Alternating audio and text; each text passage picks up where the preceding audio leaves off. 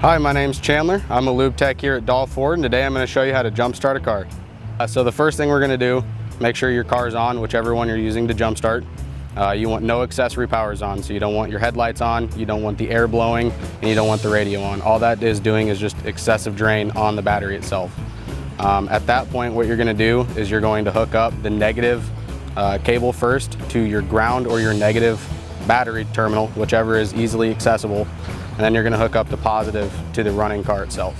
Then you're going to go to the dead car and you're going to hook up the negative cable to the ground or the negative terminal on the battery, and then you're going to hook up the positive cable on the positive terminal. Most will be labeled with the positive on top of the positive terminal itself, and we'll have a cap. You'll go ahead and just want to open that up, and then you'll have your negative here.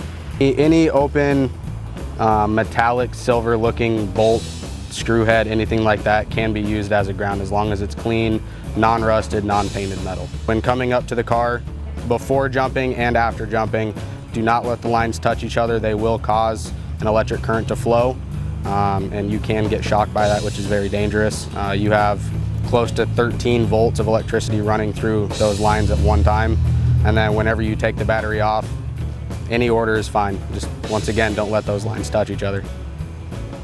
If you have any questions on how to jumpstart your car or are stranded and need some help, go ahead and give us a call at 563-391-2600. Have a great day.